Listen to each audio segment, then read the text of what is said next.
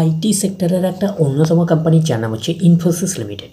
ইনফোসিসের হচ্ছে আমরা ফান্ডামেন্টালসটাকে নিয়ে অ্যানালিসিস করব, দেখবো যে কোম্পানিটা ফান্ডামেন্টালি কতটা সাউন্ড রয়েছে এবং কোম্পানিটা কিন্তু নিফটি 50-র একটা স্টক, এইটুখানি মাথায় রাখবেন। তো কোম্পানিটা এখন ট্রেড করছে 1580 টাকায় এখন ট্রেড করছে এবং কোম্পানিটা কিন্তু আইটি সেক্টরের কিন্তু সেকেন্ড পজিশনে কিন্তু র্যাঙ্ক করছে অ্যাজ পার মার্কেট ক্যাপিটালাইজ অনুযায়ী, এইটুখানি মাথায় রাখবেন। তো কোম্পানিটার আমরা যদি মার্কেট ক্যাপিটালাইজ যাই তো মার্কেট ক্যাপিটালাইজ কত রয়েছে, তো অ্যাপ্রক্স বলতে পারেন 6,56,000 কোটি টাকার মার্কেট ক্যাপিটালাইজ। অর্থাৎ এই কোম্পানিটাকে আমরা ব্লু চিপ লার্জ ক্যাপ টাইপের কোম্পানি হিসাবে কনসিডার করতেই পারি। তো কোম্পানিটার আমরা যদি আরওসি দেখি, return on capital employed 40.0%, আরওই return on equity আছে 31.8%।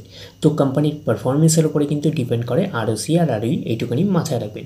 আগামী দিনে যদি কোম্পানি আরও ভালো পারফরমেন্স করে, আরও গ্রোথ দেখাতে শুরু করে, তাহলে আরওসি আর আরওই আরও ইমপ্রুভ করবে। তো আমরা কোম্পানিটার যদি পিয়ার সেগমেন্টে যাই তো আইটি সেক্টরের একটা অন্যতম কোম্পানি, তো আইটি সেক্টরের কিন্তু সেকেন্ড পজিশনে কিন্তু র্যাঙ্ক করছে অ্যাজ পার মার্কেট ক্যাপিটালাইজ অনুযায়ী। ফার্স্ট পজিশনে র্যাঙ্ক করছে যে টিসিএস।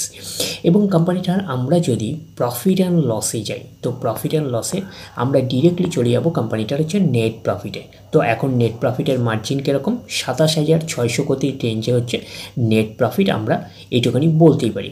এবং কোম্পানিটার আমরা যদি ব্যালেন্স শিটে যাই তো ব্যালেন্স শিটের আমরা চলে যাচ্ছি রিজার্ভ অ্যান্ড সারপ্লাসে। দেখি রিজার্ভ অ্যান্ড সারপ্লাসের অবস্থান কীরকম, 88,400 কোটির রেঞ্জে রিজার্ভ অ্যান্ড সারপ্লাস রয়েছে। তো রিজার্ভ অ্যান্ড সারপ্লাস কিন্তু অনেকটাই রয়েছে, আমরা এইটুখানি বলতে পারি। এবং কোম্পানিটার যদি বোরিং পার্টে যাই তো বোরিং পার্টের অবস্থান কীরকম রয়েছে, তো বোরিং পার্টে কিন্তু আমরা লং টার্ম বোরিংও পাচ্ছি না এবং শর্ট টার্ম বোরিংও কিন্তু পাচ্ছি না। তার মানে কোম্পানিটা কিন্তু পুরোপুরি ডেপ ফ্রি কোম্পানি হিসাবে কিন্তু আমরা কনসিডার করতেই পারি। তো ডেপ ফ্রি কোম্পানির একটা ফান্ডা রয়েছে কি, অর্থাৎ কোম্পানির এক্সট্রা কোনো বার্ডেন থাকে না ইন্টারেস্ট পে করার ব্যাপারে, এইটুখানি মাথায় রাখবেন। তো কোম্পানিটার আমরা যদি ক্যাশ অ্যান্ড ক্যাশ ইকুইভ্যালেন্টে যাই তো ক্যাশ অ্যান্ড ক্যাশ ইকুইভ্যালেন্টের অবস্থান কীরকম রয়েছে, 21,800 কোটির রেঞ্জে ক্যাশ অ্যান্ড ক্যাশ ইকুইভ্যালেন্ট রয়েছে। তো ওভারঅল এই কোম্পানিটা একটা ব্লু চিপ লার্জ ক্যাপ টাইপের কোম্পানি। তো ব্লু চিপ লার্জ ক্যাপ টাইপের কোম্পানি হিসাবে কিন্তু ক্যাশটা অনেকটাই রয়েছে, অ্যাপ্রক্স বলতে পারেন 21,800 কোটির রেঞ্জে। Long term boring short term boring নেই, তার মানে পুরোপুরি ডেপ ফ্রি কোম্পানি। এবং রিজার্ভ অ্যান্ড সারপ্লাসকেও কিন্তু অ্যাপ্রক্স বলতে পারেন 88,400 কোটির রেঞ্জে রিজার্ভ অ্যান্ড সারপ্লাস রয়েছে। তো কোম্পানিটার আমরা যদি তার মানে ব্যালেন্স শিটটাকে একটা 5 স্টার টাইপের ব্যালেন্স শিট হিসাবে কনসিডার করতেই পারি।